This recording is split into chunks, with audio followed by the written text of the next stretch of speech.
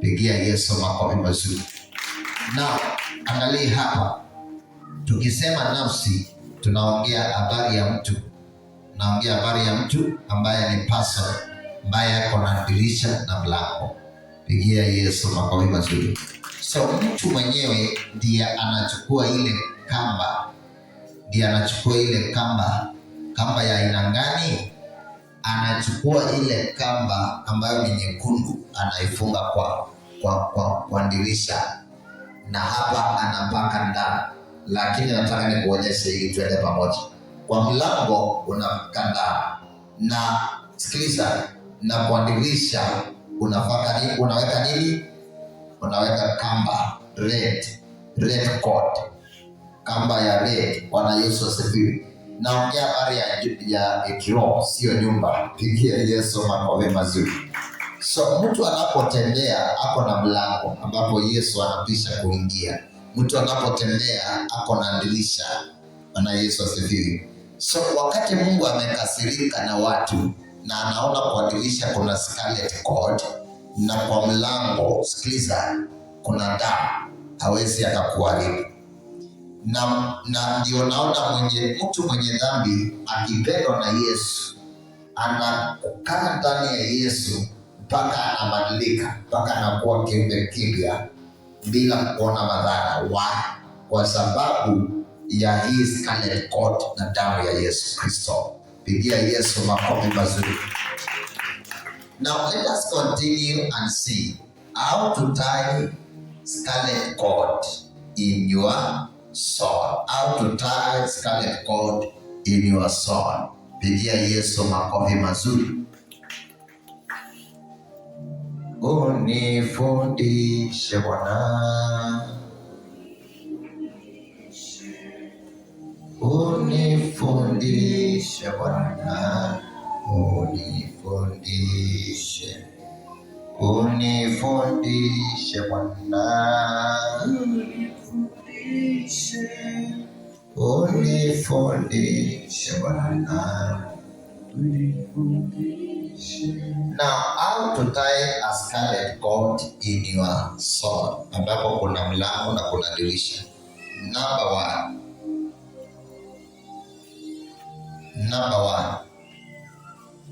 you must do something. You must do something. You must do something to your spy or spies. You must do something to your spies, and I will explain. Worry not. Who are spies? Who are spies? Now, in the New Testament, apostles are also called spies. Bwana Yesu asifiwe. Now listen, twende pamoja. Inua mkono wako, twende pamoja. Ningependa ukue honest. Be honest. Sawa.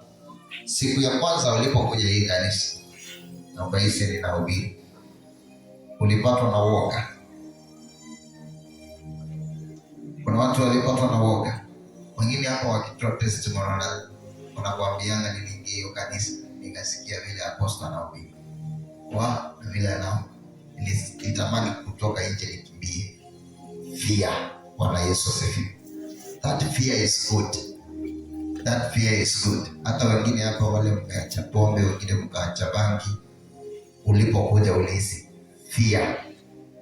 Hiyo kuogopa. Wasema hata wengine ukisikia apostle anakuja unatamani ukae kule nje usinione. That fear is good. Why do you fear? Because I am a spy. Na kuja kuangalia makofila bahandi. Kujeni mkiwa wawili. Angalia pale kuonyeshe vizuri. Panda juu. Saidi. Ama mkuje saidi. Na angalia. Mimi nikiwa apostle, I am a spy. Na kuja kuangalia vile Mungu atakuharibu ama atakusaidia. Vile Mungu atakuharibu ama atakusaidia. Bwana Yesu asifiwe. So nikija kwako, ninakuangalia vizuri, naona shape. Ataweza akabadilika ama asibadilike. uamuzi si wangu, uamuzi ni wake. Akiniona aone kweli, aone mimi ni spy. Spies of God, they carry power. Bwana Yesu asifiwe. Wao wanabeba nguvu. Elijah alibeba nguvu. The two spies walibeba nguvu. Joshua alibeba nguvu. So spies carry power of God. Bwana Yesu asifiwe. So ukiniona na ukiona uone huyu ni spy, kile utanifanyia, praise be to Jesus, kile utanifanyia ndio, sikiliza, kile utanifanyia ndio safari yako ya kwanza, ama hicho ndicho chanzo cha kuanza kufunga. Ndicho chanzo cha kuanza kufunga kama nyekundu kwa dirisha lako.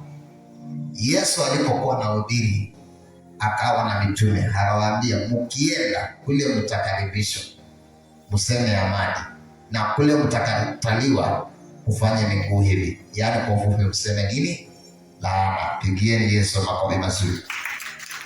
Na angalia hapa, Rahabu alikuwa ni malaya, anauza pombe, anauza mwili.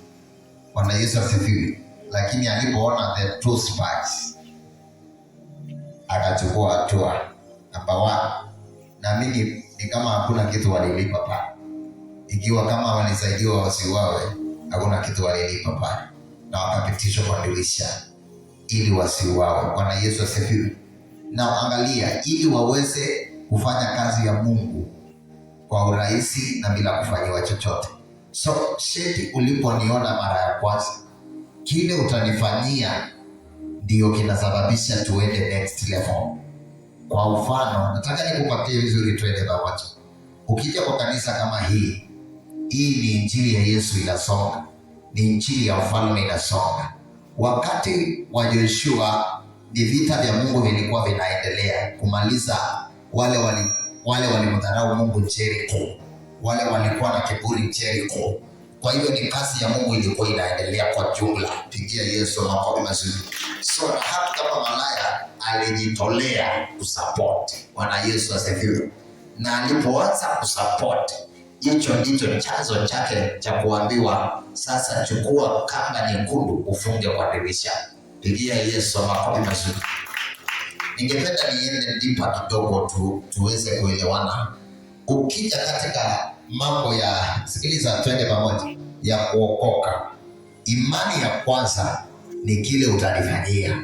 Rahabu imani yake ya kwanza